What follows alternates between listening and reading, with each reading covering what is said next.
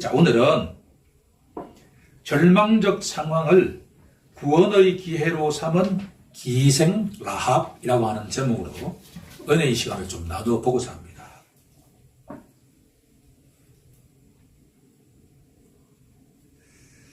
라합이라고 하는 이름은 그 뜻이 힘이래요.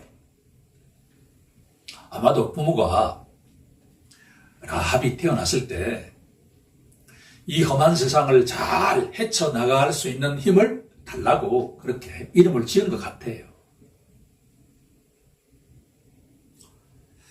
그런데 이 라합이라고 하는 이 사람을 유대인의 입장에서 보면 구원과는 전혀 거리가 있는 사람이에요. 첫 번째, 이 라합은 누구냐 그러면 여자죠. 고대 사회에서 여자는 인구조사의 수에 들어갔나요? 못 들어갔나요? 못 들어갔어요. 더구나 이방 사람이에요. 그러니까 라합이 여자로서 이방 사람이다라고 하는 이 두 조건만 해도 유대인의 눈에는 구원이 있다 없다? 없다라고 생각했단 말이에요. 그런데 이 사람의 직업이 무엇이냐? 뭐라고 되어 있죠? 기생이라고 되어 있어요. 우리나라 사람들에게는 기생이라고 하는 말이 이게 좋은 이미지예요? 나쁜 이미지예요? 나쁜 이미지죠. 이 구약 성경을 헬라어로 옮긴 70인역에 보면 이 기생이라고 하는 단어를 어떻게 번역해 놓았냐 그러면 포르네라고 번역해 놓았어요. 이 단어하고 비슷한 단어가 있죠. 포르노라고 하는 단어가 여기서 나왔어요. 바로 창녀예요. 자, 우리가 이 본문을 이해하는데 이 라합이라고 하는 사람이 어떤 사람이냐라고 하는 걸 알아가는 게 참 중요하단 말이에요. 여자로서 이방 여인인데 직업이 뭐라고요? 창녀야. 그러면 유대인의 눈이 아니라 가나안 전체 사람들이 보기에도 이 라합은 박수칠 대상이에요. 손가락질 받을 대상이에요. 뻔하잖아요. 그렇죠? 그런데 세상 사람들 눈에는 그렇게 손가락질 당하는 사람인데 묘하게도 하나님의 눈에는 너무나 고귀한 영혼이다 말이에요. 예수님께서 누가복음 19장 10절에 말씀하시길 인자가 온 것은 내가 이 땅에 인간의 몸으로 온 것은 잃어버린 자를 찾아서 구원하려 함이니라.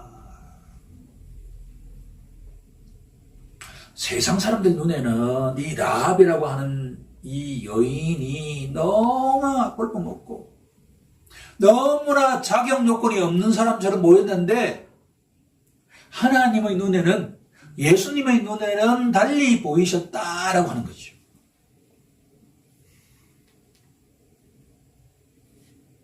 제가 신앙생활을 처음 할 때 가장 감동받았던 말씀 가운데 하나가 사도행전 16장 31절 말씀이에요. 여러분도 잘 알고 있는 말씀이죠. 주 예수를 믿으라. 그리하면 너와 내 집이 구원을 받으리라. 제 귀에 꽂혔고 그게 마음판에 새겨졌어요. 자, 이런 질문이 생기죠. 아니, 내가 예수를 믿으면 내가 구원을 받는 것은 너무나 당연한데 너와 내 집이 구원을 받으리라. 성경에는 크리스찬 가정은 어떻게 시작이 되느냐? 항상 한 영혼의 회심을 통해서 크리스찬 가정이 생긴단 말이에요. 그럴 수밖에 없잖아요. 원래 이 땅에는 예수를 믿는 가정이 한 가정도 없었잖아요. 그 출발은 한 영혼이란 말이에요. 한 집안에 한 사람이 회심을 하면 그 사람을 통해서 뭐예요? 그 가정이 어떻게 된다는 거예요? 예수를 믿고 구원을 받게 된다라고 하는 거예요. 그 대표 인물이 누구라는 이야기죠? 라합이다라고 하는 것이죠. 그러면 이 이야기가 구약 성경의 이 이야기가 신약 성경과 짝이 척척 맞잖아요.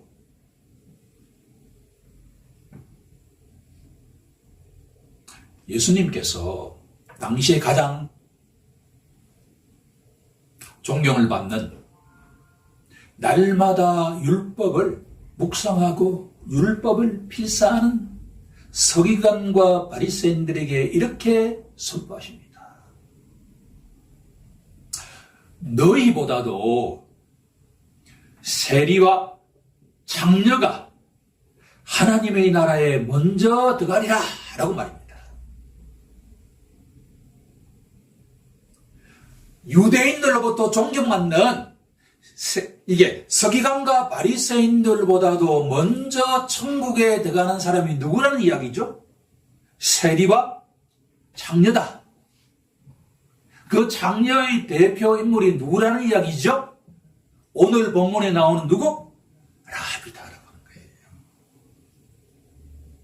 성경은 알아가고 묵상하면 묵상할수록 신구약 성경에 이렇게 짝짝이 맞춰지는데 놀랍잖아요. 알고 보면 너무나 당연한 이야기 같던데 제가 신약 성경을 그렇게 반복해서 세리와 장녀 이야기를 하는데 그때 라합이라고 하는 인물이 떠오르진 않았단 말이에요. 그런데 이 본문을 새롭게 읽으면서 예수님이 말씀하실 때 누구를 염두에 두고 있었는가? 수많은 장녀 가운데 가장 먼저 있는 사람이 누구냐 그러면 오늘 본문이 나오는 라합이다. 유대인들과 세상 사람들 눈에는 가장 천국에 늦게 못 들어갈 거라고 생각했는데 하나님의 눈에는 가장 먼저 들어갈 수 있는 사람 가운데 한 사람이 라합과 같은 사람이다. 도대체 하나님은 라합의 무엇을 보시고 라합을 통해서 그 집안을 구원을 받는 하나님의 백성이 되게 했느냐라고 하는 게 오늘 우리의 질문이고 그 답을 이 성경 속에서 찾아야 된다라고 하는 거예요. 지금부터 하나씩 한번 찾아보죠. 저는 세 단어에 주목해 보고자 합니다. 자, 우리 본문 여호수아 2장 4절을 한번 합독해 보도록 하겠습니다. 시작.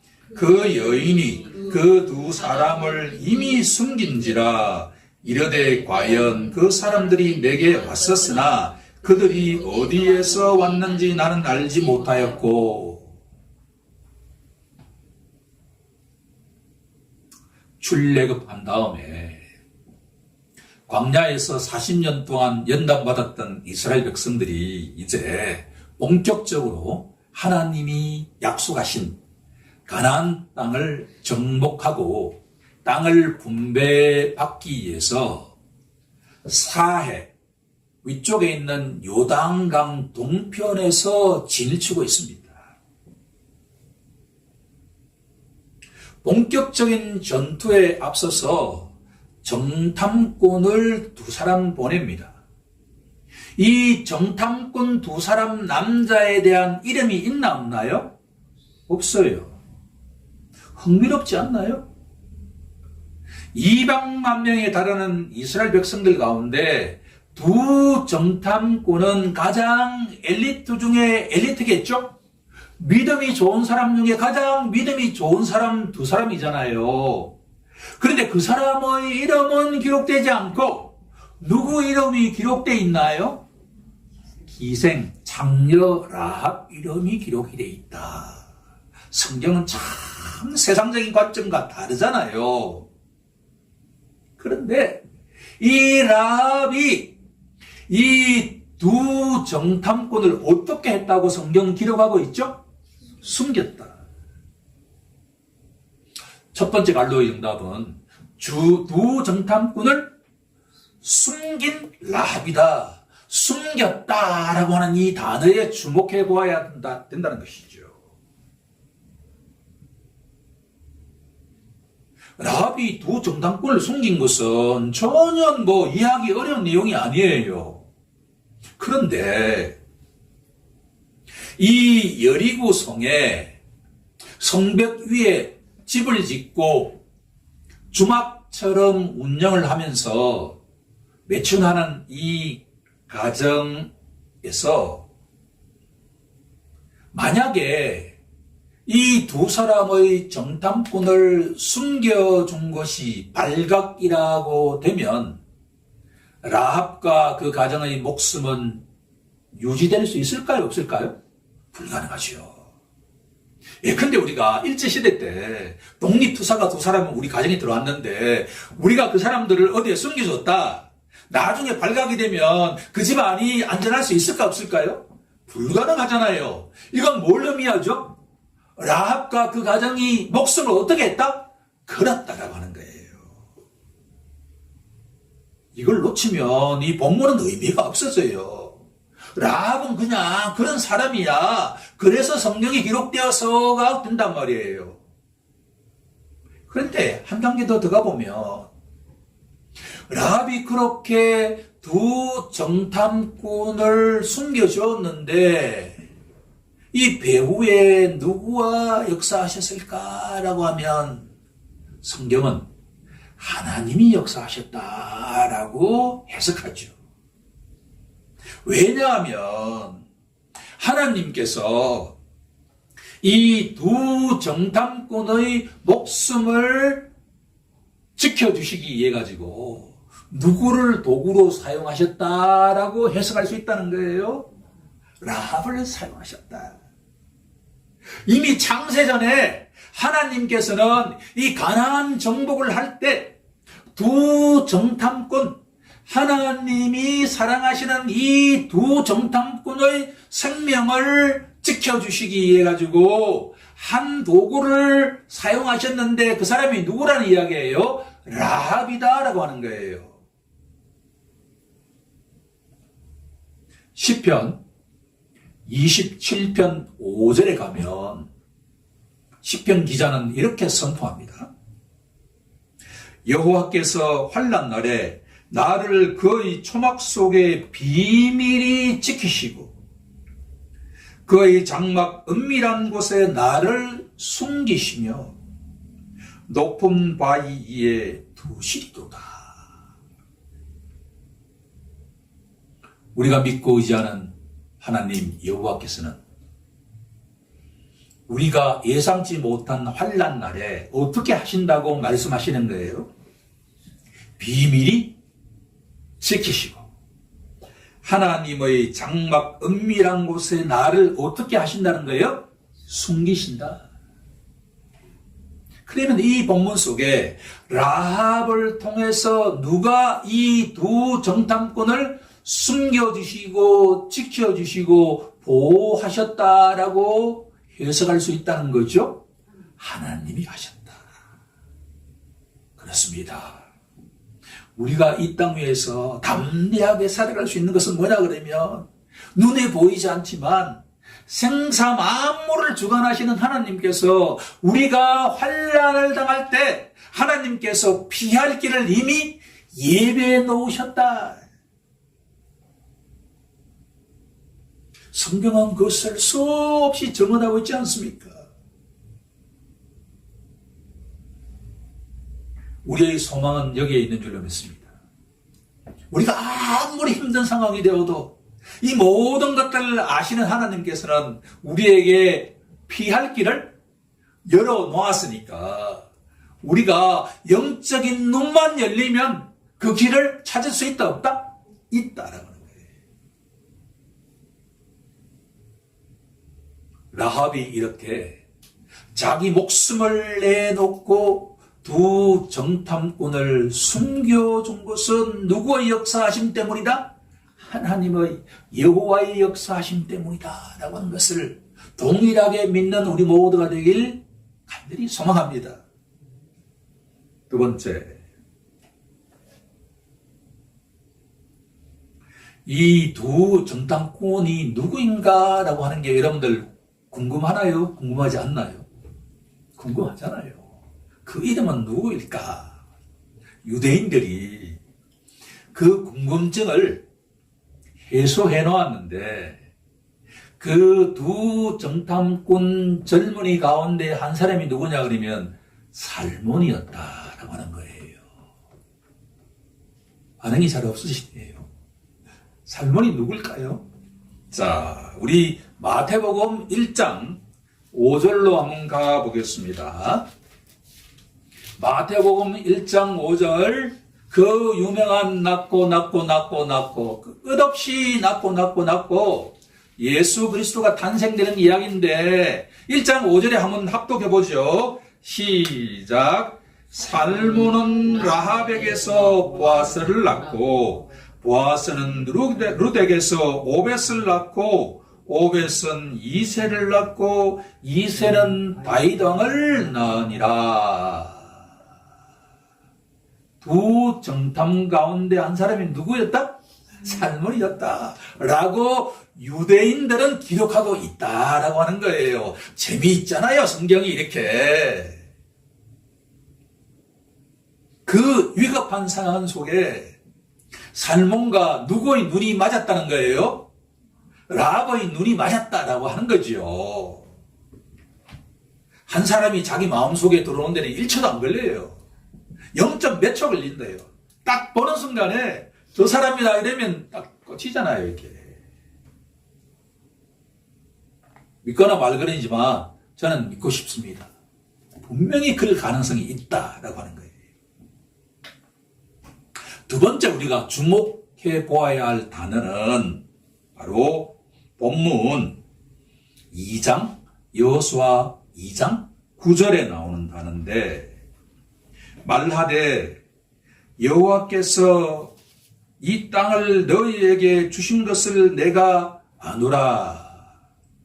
라합이 두 정탐꾼에게 이야기하는 내용이에요. 여기서 주목해 보아야 하는 단어는 안다라고 하는 단어예요. 안다.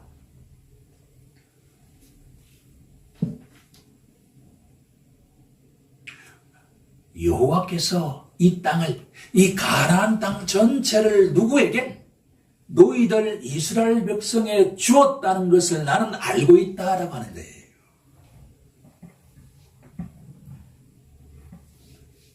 신앙 고백은 아는 만큼 고백하는 겁니다. 신앙 고백의 의미는 제대로 알 때 의미가 있는 거예요. 우리가 하나님을 믿는다라고 고백 아무리 해도 하나님이 누군지를 모른다라고 한다면 그 신앙 고백의 의미가 있을까요, 없을까요? 거의 없을 수 있다라고 하는 거예요. 예수님께서 요한복음 17장 3절에서 이렇게 기도하고 계십니다. 영생은 유일하신 참 하나님과 그가 보내신 자 곧 예수 그리스도를 아는 것이나이다. 영생은 아는 것이다. 새로운 생명은 아는 것이다. 누구를 아는 것이다? 하나님을 아는 것이다. 하나님을 아는 자는 새로운 생명이 시작되었어요. 즉 하나님이 보내신 예수님을 아는 자는 새로운 피조물이 되었다라고 하는 거예요. 살몬이 유대인 200만 명 가운데에도 그 믿음이 가장 출중한 살몬의 눈에 왜 기생 라합이 시야에 들어왔을까라고 질문한다면 바로 세상 사람들은 껍데기를 보지만 살몬은 라합의 뭘 보았다는 거예요? 속마음을 보았다. 라합을 가득 차고 있는 것은 누구이라는 것이죠? 하나님이다. 즉 여호와다라고 하는 거예요. 자, 그러면 매춘을 하면서 살아가던 이 라합이라고 하는 이 여인에게 어떤 순간에 어떤 일이 있었기에 여호와가 진짜 신이다라고 하는 것을 알게 되었을까 질문한다면 성경은 다음과 같이 풀이해주고 있습니다. 10절에 보면 너희가 애굽에서 나올 때 여호와 하나님께서 너희 앞에서 홍해물을 마르게 하셨다 라고 하는 것을 들었다라고 하는 거예요. 믿음은 들으면서 나잖아요. 그렇죠? 라합의 경우에도 예외가 아니에요. 라합이 들었어요. 어떤 내용을 들었냐 그러면 홍해 바다를 여호와 하나님께서 마른 땅처럼 역사하셔서 200만 명이 달하는 사람들이 한 사람도 죽지 않고 바다를 건넜다 라는 이야기를 들었어요. 처음에는 어떤 반응이 보였을까요? 아니 그게 말이 되냐라는 반응을 하지 않았을까요? 그런데 이 주막집이 있다 보면 수많은 사람이 왔다 갔다 왕래하는 이 주막집에 있으면 처음에 한 사람이 이야기할 때는 긴가민가 할 거 아니에요. 그런데 오는 사람마다 야, 애굽을 탈출한 이스라엘 백성들이 200만 명이 홍해 바다를 마른 땅처럼 건넜대 라는 이야기를 계속 이야기하면 이 사람의 마음속에 어떤 마음이 들기 시작할까요? 이거 진짜면 우리가 믿는 신, 가나안 사람들이 믿는 신이 있을 거 아니에요. 이 신하고 이스라엘 백성들이 믿는 여호와라고 하는 이 두 신 가운데 진짜 신이 누구냐라는 생각을 하겠죠. 어느 순간부터 이제 라합의 마음속에 진짜 신은 누구뿐이다? 여호와뿐이다라고 하는 것을 알게 되었다라고 하는 거예요. 믿음은 그냥 생기는 게 아니에요. 믿음은 반복해서 듣다 보면 듣고 듣다 보면 어느 순간에 성령께서 우리에게 팍 이렇게 깨달음을 주시면 이 세상에 진짜 유일한 신은 누구다? 여호와 하나님이다 라고 마음으로 믿기 시작한다라는 이야기죠. 두 번째 일은 너희가 요단 저쪽에 있는 아모리 사람의 두 왕 시혼과 옥에게 행한 일, 곧 그들을 전멸시킨 일을 우리가 들었다. 두 번째 들었던 내용은 이건 별로 강조하지 않는데 200만 명에 달하는 이스라엘 백성들이 시딤이라고 하는 요단강 동편에 도달하기 위해서는 반드시 통과해야 되는 왕국이 있었는데 그 왕국이 다 아모리 족속이에요. 시혼 왕이라고 하는 왕과 옥이라고 하는 왕나라를 통과해야만 돼요. 근데 민수기에 정언하기를 전멸이라고 하는 단어가 중요합니다. 꼭 메모를 해놓으셔야 합니다. 전멸. 살아있는 모든 생물체는 다 죽여라 라고 하는 거예요. 제가 성경을 처음 읽다가 이 성경을 내팽개친 지점이 이 지점입니다. 아니 어떻게 이런 하나님이 있어? 아니 살아있는 어린아이를 포함해가지고 핏덩이 같은 어린아이를 포함하고 늙은 그 노약자들을 더구나 짐승들을 씨를 말려라 라는 이게 진짜 신일까? 라는 생각을 하게 되었죠. 이게 히브리어 단어로 헤렘이라고 해요. 메모해놨다가 기억하면 아주 유용합니다. 번역하면 성전이에요. 거룩한 전쟁이란 말이에요. Holy War 같습니다. 전멸, 진멸, 거룩한 전쟁. 십자군들이 이 단어를 갖고 와가지고 자신들의 전쟁은 뭐라고 한다는 거예요? 성전이다. 거룩한 전쟁이다. 역사적 오류였지만 이것은 이해하기 어려운 지점이 있지만 너희들이 가나안 땅에 들어가기 위해서는 절대로 뒤섞여서는 안 되는 사람들이 누구라는 이야기예요? 가나안 사람들이다. 가나안 사람들은 죄인 중에 죄인이고 도덕적으로도 타락해 있고 동성애가 만년에 이래 있는 그와 같은 문화를 갖고 있기 때문에 너희들이 그들과 결혼해가지고 통혼하게 되면 너희들은 절대로 세상에서 거룩한 백성이 될 수가 없다. 그래서 씨를 말려야 된다라는 의미인데 우리 인간적으로는 이해하기 어려워요. 그런데 진짜 시온 땅에 있는 모든 살아있는 생물, 옥왕이 통치하는 그 나라의 모든 생물들 다 어떻게 했다? 진멸했다는 거예요. 그걸 누가 들었다는 거예요? 라합이 들었다라는 거예요. 이 두 가지 사건입니다. 첫 번째는 뭐예요? 홍해를 마른 땅처럼 건너는 사건을 들었고, 두 번째는 시온과 옥의 그 모든 사람들 다, 생물들 다 진멸시킨 사건을 들은 라합의 경우에는 야, 이제 곧 우리 가족들도 우리 친족들도 어떻게 된다는 이야기예요? 진멸의 대상이 된다. 멸망의 대상이 된다라고 하는 것을 알게 되었다라고 하는 거예요.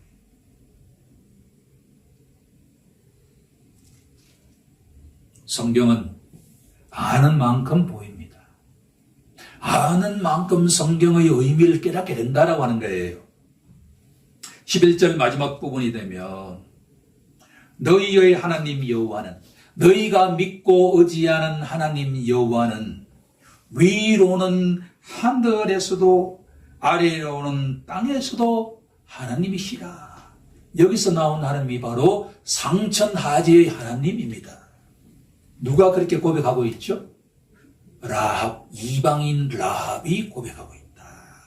유대인들이 고백하는 것이 아니라 이방인 장녀 라합이 고백하고 있는 내용이 그렇다라고 하는 거예요. 그러니까 이 상천하지의 하나님 신앙 고백은 바로 하나님 여호와가 어떤 분인지를 알고 있다라는 의미죠. 우리 또한 하나님은 능력의 하나님이라는 것을 깨닫고 알고 날마다 그 하나님께 의지하는 우리 모두가 되길 원합니다. 자, 마지막 세 번째가 가장 클라이맥스인데 한 영혼을 천하보다도 소중히 여기시는 하나님께서 라합의 첫 번째는 뭐예요? 라합이 정탐꾼을 숨겨주었다. 목숨을 내놓고 숨겨주었다. 두 번째는 하나님이 누구신지를 알았다. 세 번째 내용은 뭐냐 그러면 12절에 보게 되면 이 라합이 이 두 청년 정탐꾼에게 내가 너희들을 이렇게 선대했으니까 이 선대하다라고 하는 것은 헤세드예요. 히브리어로 사랑을 의미하는 헤세드. 내가 너희를 헤세드했으니 너희도 나와 우리 가정을 헤세드해달라. 살려달라라는 이야기예요. 그리고 뭘 요구하냐 그러면 증표를 요구합니다. 여호와 하나님의 이름으로 내게 맹세하고 내게 무엇을 달라? 증표를 달라. 증표를 달라라는 이야기예요.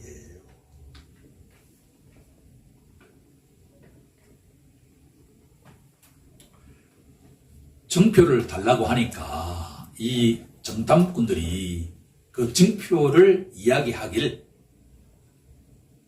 곧 이제 우리 이스라엘 백성들이 여리고성을 함락시키기 위해서 쳐들어올 텐데 그때 붉은 줄을 창문에 매달아라 라고 하는 거예요. 우리 함께 여호수아 2장 18절을 한번 합독해 보도록 하겠습니다. 시작. 우리가 이 땅에 들어올 때 우리를 달아내린 창문에 이 붉은 줄을 매고 내 부모와 형제와 내 아버지의 가족을 다 내 집으로 모으라. 붉은 줄.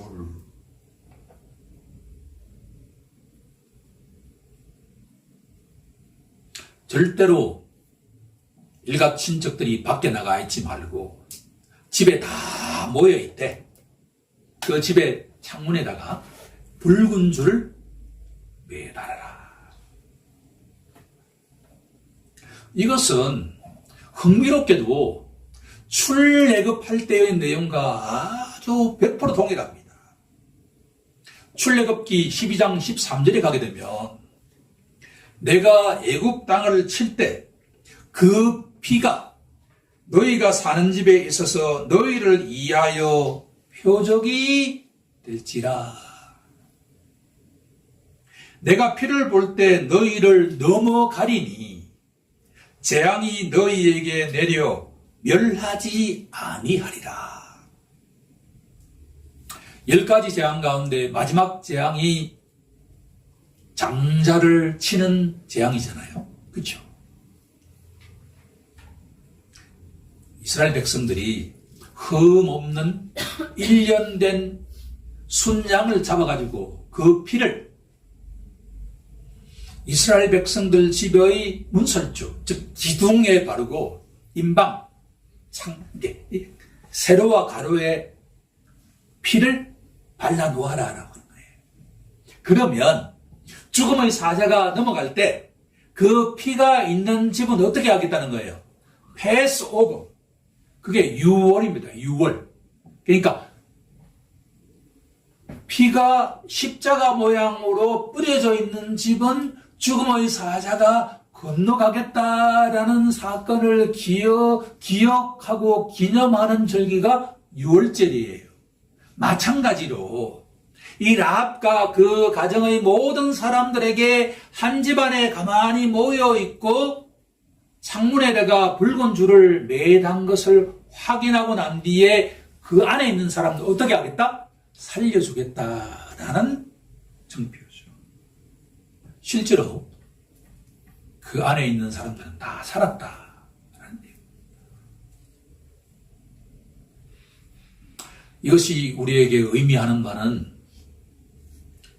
히브리서 9장 12절에 가게 되면 염소와 송아지의 피로 하지 아니하고 오직 자기의 피로 영원한 속죄를 이루사 단번에 성소에 들어가게 하셨느니라.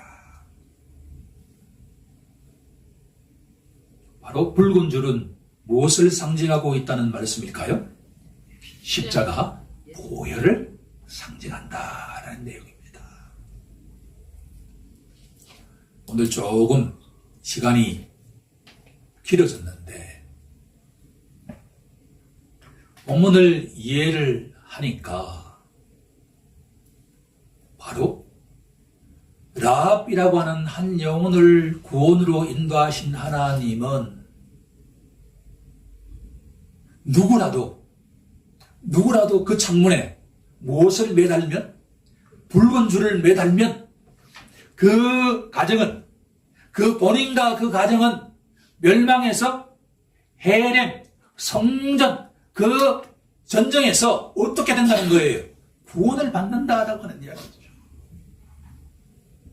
수천 년 전의 이 이야기가 수천 년이 지난 지금도 동일한 메시지를 우리에게 던지고 있다는 이야기예요. 때가 되면 천군 천사를 거느리신 주 예수 그리스도께서 이 땅에 헤렘을 실행하는 날이 온다는 이야기예요. 그럴 때 우리가 의지해야 될 그 유일한 대상은 우리의 재물도 아니요, 우리의 권력도 아니요, 우리의 가족도 아니요, 오직 무엇입니까? 십자가 보혈뿐이라는 이야기예요. 오늘 이 말씀을 하면서 설교를 마무리하고자 합니다. 사도 바울은 갈라디아서 6장 17절에 이렇게 선포합니다. 내가 내 몸에 예수의 흔적을 지니고 있노라 라고 말합니다. 나의 죄와 허물을 위해서 십자가에 피 흘려 돌아가시고 3일 만에 부활하신 예수님을 믿는 자는 어느 순간부터 우리 속에 무엇이 새겨져 있다는 이야기죠? 십자가가 새겨져 있다라는 거예요. 십자가 보혈만이 최고의 멸망의 순간이다. 이스라엘 백성들이 여리고성을 전멸시킬 그 순간에도 라합과 그 가족이 구원을 받았던 것처럼 우리 또한 예수의 보혈을 믿고 의지하는 자는 누구라도 다 구원을 받을 수 있다라고 하는 것을 믿고 아직도 이 사실을 모르는 영혼들에게 우리 함께 예수를 믿고 구원받자라고 하는 이 복음의 메시지를 때를 얻든지 못 얻든지 증거하는 덕성교회 모든 성도들이 되길 간절히 축원합니다. 기도하겠습니다.